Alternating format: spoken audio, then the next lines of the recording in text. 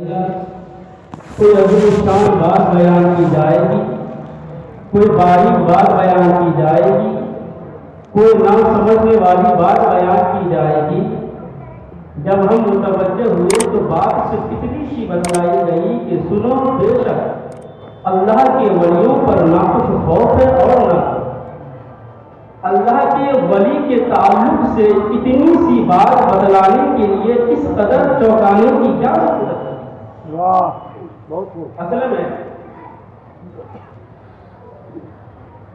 کہ جب کسی مضمون اور میٹر کے انکار کرنے والے موجود ہوں یا آئندہ پیدا ہونے والے ہوں، قرآن مجید میں تاکید کے ساتھ، مضبوطی کے ساتھ، اسٹرانگلی انداز میں بیان کیا جاتا ہے، زور دے کر بیان کیا جاتا ہے، قد لقد انا واللہ الا وغیرہ کے ذریعے۔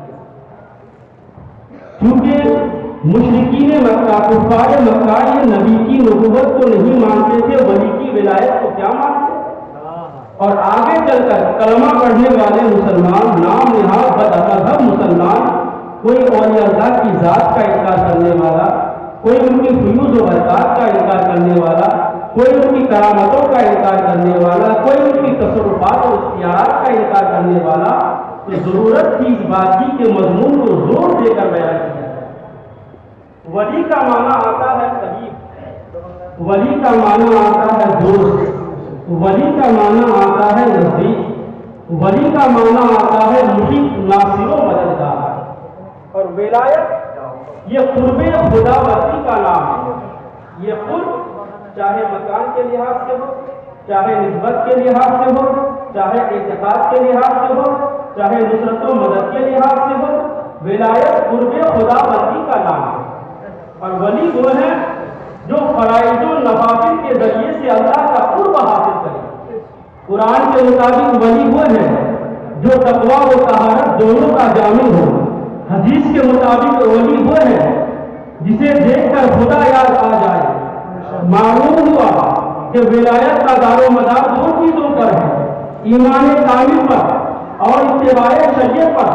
ولایت دو چیزوں سے حاصل ہوتی ہے، ایمان کامل کے ذریعے سے اور مکمل شریعت پر پابندی کرنے کی وجہ سے۔ نتیجہ یہ نکلا، بے ایمان ولی نہیں ہو سکتے، فاسق و فاجر ولی نہیں ہو سکتے، جھوٹا ولی نہیں ہو سکتے، مکار ولی نہیں ہو سکتے، جاہل صوفی ولی نہیں ہو سکتے، بے عمل عالم ولی نہیں ہو سکتے، فاسق و فجار ولی نہیں ہو سکتے۔ ولی وہ ہوتے ہیں جس کا ظاہر و باطن ایک ہو، ظاہر شریعت کی روشنی میں ہو اور باطن طریقت کی روشنی میں۔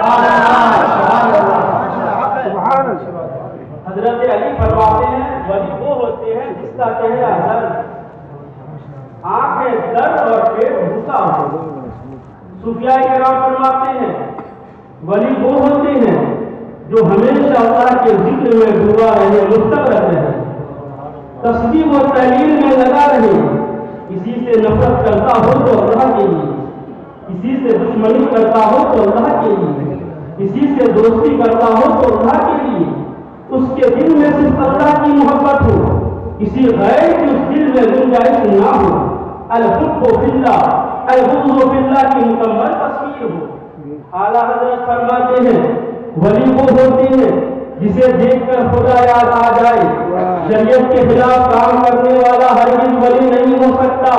کچھ لوگ بے پردہ عورتوں کے ساتھ بیٹھے رہتے ہیں، نماز سے کوئی تعلق نہیں، روزہ سے کوئی تعلق نہیں، اپنے آپ کو ولی ہونے کا دعویٰ کرتے ہیں، یہ ہرگز ولی نہیں ہو سکتے۔ شریعت کے خلاف کام کرنے والا ہرگز ولی نہیں ہو سکتا۔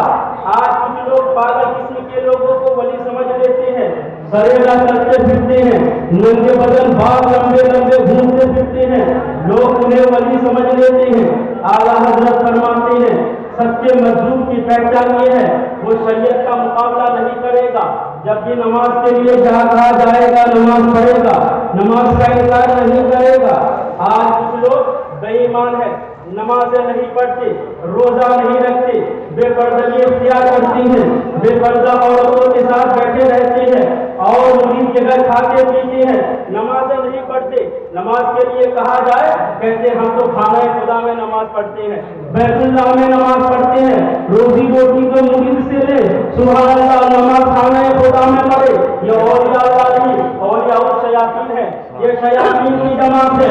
آج لوگ سمجھتے ہیں ولی وہ ہے جو کرامت دکھائے، حضور سے بات فرماتے ہیں اگر تم کسی کو ہوا میں اڑتا ہوا دیکھو اور وہ خلاف شریعت کام کرتا ہو، یہ ولایت نہیں، استدراج ہے۔ ولایت کا دار و مدار کرامت پر نہیں ہے، ولایت کا دار و مدار استعداد، عجائب و غرائب پر نہیں ہے۔ ایک ہوتا ہے ولایت، ایک ہوتا ہے کرامت، ایک ہوتا ہے معجزہ، ایک ہوتا ہے استدراج۔ میں آپ کو سمجھانے کے لیے آسان جملوں میں کہتا ہوں، نبی کے ہاتھ پر جو عجیب و غریب کام ظاہر ہو اسے معجزہ کہا جاتا ہے، اور نبی کی امتی کے ہاتھ سے جو عجیب و غریب کام ظاہر ہو اسے کرامت کہا جاتا ہے، اور جو کفار و مشرکین سے عجیب و غریب کام ظاہر ہو اسے استدراج کہا جاتا ہے۔ دنیا چیزوں کی کیا کیا کرتب دکھا لیتا ہے، شیطان کیا کیا کرتب دکھا لیتا ہے، دجال تو غضب ہی کرے گا، ایک ہاتھ میں جنت ہوگی، دوسرے ہاتھ میں جہنم ہوگا، مردوں کو جلائے گا، بارشیں اتارے گا۔ کیا یہ اولیاء اللہ ہے؟ کیا اسے ولی کہیں گے؟ کیا پتا چلا؟ ولایت کا دار و مدار عجائبات پر نہیں ہے، ولایت کا دار و مدار کرامات پر نہیں ہے، ولایت کا دار و مدار استقامت پر ہے، شریعت کی پابندی کرنے پر ہے، تقویٰ و طہارت پر ہے۔ آج کچھ لوگ سمجھتے ہیں ولی وہ ہوتے ہیں جن کے پاس گھر نہیں ہوتے، بال بچے نہیں ہوتے، جن کے پاس دولتیں نہیں ہوتی، جو مالدار نہیں ہوتے۔ یہ بھی غلط ہے۔ حضور غوث پاک کتنے بڑے مالدار تھے، اعلیٰ حضرت فاضل بریلوی کتنے بڑے مالدار تھے، مخدوم سینا کشوچی کتنے بڑے مالدار تھے، حضور غوث پاک کتنے بڑے مالدار تھے، سیدنا عثمان غنی کتنے بڑے مالدار تھے، سیدنا سلیمان علیہ السلام کتنے بڑے مالدار تھے۔ کیا یہ ولی نہیں تھے؟ یہ تو ولی گر تھے، جن پر ان کی نگاہیں پڑی ان کو بھی ابدال بنا دیے، ولی بنا دیے، غوث و قطب کے درجے پر فائز کر دیے۔ پتا چلا اولیاء اللہ مالدار بھی ہوتے ہیں، ولی کون ہوتے ہیں؟ قرآن کہتا ہے الذین آمنوا وکانوا یتقون، ولی ایمان والے ہوتے ہیں، تقویٰ طہارت والے ہوتے ہیں۔ ان اولیاء الا المتقون، اللہ سے ڈرنے والے ولی ہوتے ہیں۔ کون ولی ہوتے ہیں؟ عباد الرحمن الذین یمشون علی الارض ہونا، اللہ کے مومن بندے زمین پر اکڑ کر نہیں چلتے، زمین پر جھک کر کے چلتے ہیں۔ الذین یبیتون لربہم سجدا وقیاما، اللہ والے راتوں رات سجدے اور قیام میں اپنے رب کے لیے گزارتے ہیں۔ کیا پتہ چلا؟ اللہ کے ولی نمازی ہوتے ہیں، اللہ کے ولی تقویٰ طہارت والے ہوتے ہیں، ایمان کامل والے ہوتے ہیں۔ اسی لیے تو بغداد چلے جاؤ، مزار کے قریب مسجد کسوچا چلے جاؤ، مزار کے قریب مسجد بریلی چلے جاؤ، مزار کے قریب مسجد کسوچا چلے جاؤ، مزار کے قریب مسجد پنڈوا چلے جاؤ، مزار کے قریب مسجد دربھنگا چلے جاؤ، مزار کے قریب مسجد پراسی چلے جاؤ، مزار کے قریب مسجد مزارات کے قریب مسجدوں کا ہونا اس بات پر دلیل ہے اللہ کے ولی نمازی ہوتے ہیں۔ بہت خوب، والے ولی ہوتے ہیں، ایمان والے ولی ہوتے ہیں، تقویٰ طہارت والے ولی ہوتے ہیں۔ بڑا مختصر وقت ہے۔ اللہ تعالیٰ نے ہر انسان کو عقل و بصیرت سے نوازا ہے، یہ آفتاب سے زیادہ روشنی حقیقت ہے۔ آج مسلمان تعلیم، حرفت و سنت، تجارت تشریعات، اخلاق و معاشرت، ہر معاملے میں ہر طرح کی ذلت و خالی میں مبتلا ہے۔ ان کی سوچ و فکر کی قوت تباہ ہو گئی ہے۔ آج ہمارے پاس ذہنی غلامی کی سوچ آ گئی ہے، نہ ہمارے پاس اخلاق و روحانیت کی وہ طاقت ہے، اور نہ ہی عزت و شوکت کا وہ عظیم سرمایہ، نہ ہم میں اتفاق و اتحاد والی بات ہے، نہ فیوچر کا کوئی بہترین ہمارے پاس پلان ہے۔ ہر جگہ ہر مقام پر ہم پیچھے ہیں، ہر طرف سے ہمیں مایوسیوں کے اندھیروں نے گھیر کر رکھا ہے۔ ہمارے پیچھے رہنے کا سبب آج مسلمانوں نے اسلامی اصولوں کے مطابق زندگی گزارنا چھوڑ دیا ہے۔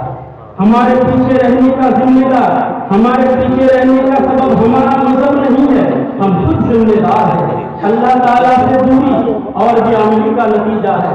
آج مسلمانوں کے پاس وہ طاقت نہیں، وہ قوت نہیں، وہ صلاحیت و ابیلٹیز نہیں ہے جس کے ذریعے سے وہ دین و دنیا میں ترقی حاصل کر سکتی ہے۔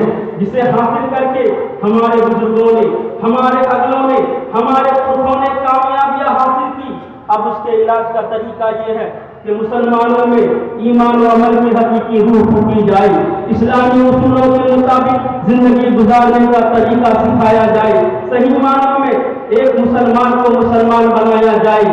تاریخ گواہ ہے جس زمانے میں مسلمانوں نے نماز کو نماز سمجھ کر کے پڑھا تو انہوں نے اخلاق و روحانیت میں وہ بلندیاں حاصل کی، وہ مقام و مرتبہ حاصل کیا جس پر فرشتوں کو رشک ہوتا تھا۔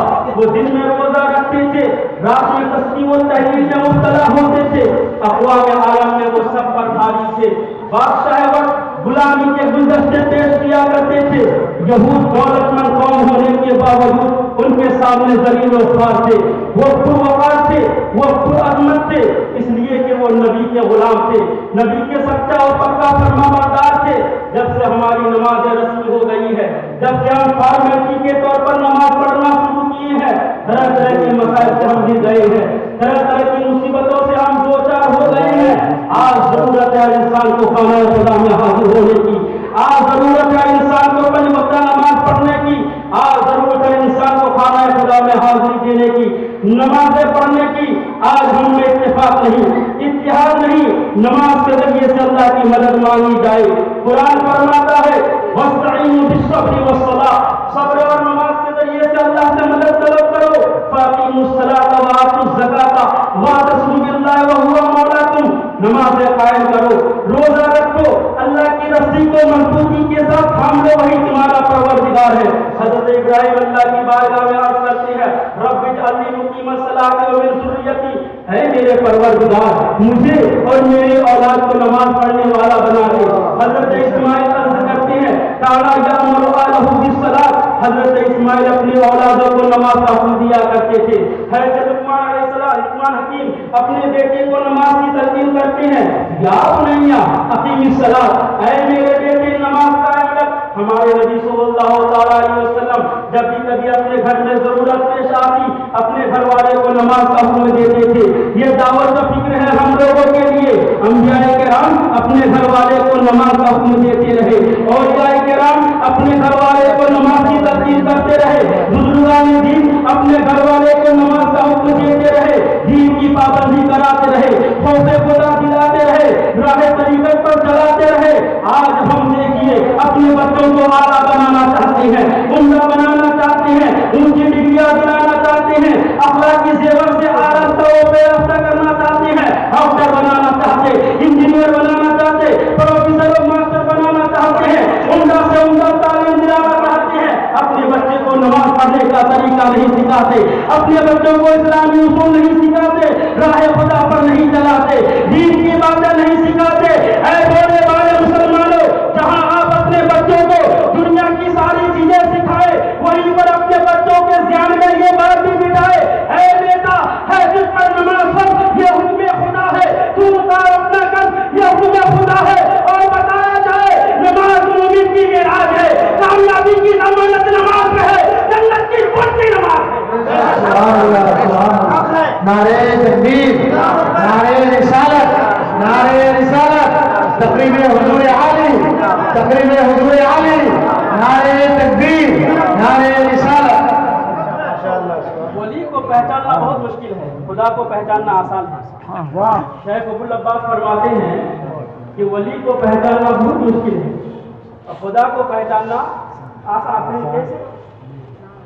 اللہ تعالیٰ کی ذات اور اللہ تعالیٰ کی صفات اللہ تعالیٰ کا قادر ہونا، عالم ہونا، سمیع ہونا، بصیر ہونا، حی ہونا، شاعر ہونا، مملوک ہونا، یہ صفات اللہ تعالیٰ کی ذات اور اللہ تعالیٰ کی صفات کی مخلوق کی ذات اور صفات سے کوئی ٹھیک نہیں وہاں ہیرو ٹھیک ہے تو بس نہیں اس پر گواہ آپ کہیں کہ آپ کس نے پیدا کیا، اللہ نے کس نے پیدا کیا، وہ کہے گا اللہ نے پیدا کیا۔ کائنات کس نے بنائی، اللہ نے بنائی۔ زمین و زمان کس نے بنایا، اللہ نے بنایا۔ چاند و سورج کس نے بنایا، اللہ نے بنایا۔ اور کائنات کا اس خوبصورت نظام پر چلنا، سورج کبھی آپ کے کہنے سے 5 منٹ پہلے ہوا ہے، یا سورج یہ ہمارے چاہنے سے 5 منٹ پہلے نکلا ہے؟ یہ سورج کا نکلنا، رات و دن کا آنا جانا، کہیں پر دھوپ ہے، کہیں پر چھاؤ ہے، کہیں پر گرمی ہے، کہیں پر ٹھنڈی ہے، کہیں پر دھوپ ہے، کہیں پر بہار ہے، کہیں پر فضا ہے، اس خوبصورت اور اپنے کے انداز پر چلانے والا کوئی تو ہے جو تمام صفات کا جامع اور مستقل ہے۔ کون ہے وہ پروردگار عالم ہے، وہ ایک ہے، وہ قدیم ہے، ساری مخلوقات سے افضل و اعلیٰ ہے۔ تو اللہ تعالیٰ کی ذات اور صفات، یہ مخلوق کی ذات اور صفات سے افضل و اعلیٰ، اور ہر مخلوق اس پر گواہ ہے۔ پتہ کیا چلا؟ نہ ہم اللہ کی ذات کو سمجھ سکتے ہیں، نہ اللہ تعالیٰ کی صفات کو سمجھ سکتے ہیں۔ جب نہیں سمجھ سکتے ہیں تو سمجھائیں گے، یہ بات میں 1 منٹ بیان کر کے ختم کرتا ہوں۔ جب سمجھ نہیں سکتے ہیں تو سمجھائیں گے کیسے؟ اللہ تعالیٰ زمین و زمان سے پاک ہے، اللہ تعالیٰ مادہ و مادیت سے پاک ہے، اللہ تعالیٰ مکان و مکانیت سے پاک ہے، یہاں تک کہ اللہ کو سب سے زیادہ سمجھنے والے رسول وہ خود کہتے ہیں ما عرفنا کا حق معرفتی کا، جیسا کہ اللہ کو پہچاننا چاہیے تھا ہم نے اللہ کو ویسا نہیں پہچانا۔ اب تو سمجھ میں آ گیا اللہ وہ ہے جو کسی کے علم میں نہ آئے، کسی کے ادراک میں نہ آئے، کسی کے شعور میں نہ آئے، کسی کی سمجھ میں نہ آئے، مگر اولیاء اللہ ہماری طرح کھاتے ہیں، ہماری طرح پیتے ہیں، ہم میں رہتے ہیں، سوتے ہیں، جاگتے ہیں، شادی رچاتے ہیں، ہم میں رہ کر ہمارے لیے آزمائش بن گئے۔ اگر چاند پر رہتے یہ کہہ کر میں سمجھا دیتا وہ جو چاند پر رہتے ہیں وہ ولی اللہ ہے، پاکستان میں رہتے یہ کہہ کر سمجھا دیتا جو دوسرے ملکوں میں رہتے وہ ولی اللہ ہے، جو زمین کے نیچے رہتے یہ کہہ کر سمجھا دیتے جو تہنا ہے وہ ولی اللہ ہے، اور آسمان کے اوپر رہتے یہ کہہ کر سمجھا دیتے جو آسمانوں کے اوپر ہے وہ ولی اللہ ہے۔ ہماری طرح کھاتے ہیں، ہماری طرح پیتے ہیں، ہم میں رہتے ہیں، ہمارے درمیان رہ کر کے ہمارے لیے آزمائش بن گئے۔ تو قرآن نے کہا ہوش و حواس کے ساتھ سنو، کان لگا کر سنو، پوری توجہ کے ساتھ سنو، الا ان اولیاء اللہ لا خوف علیہم ولا هم یحزنون، اللہ کے ولی وہ ہوتے ہیں جنہیں نہ خوف ہوتا ہے اور نہ غم ہوتا ہے۔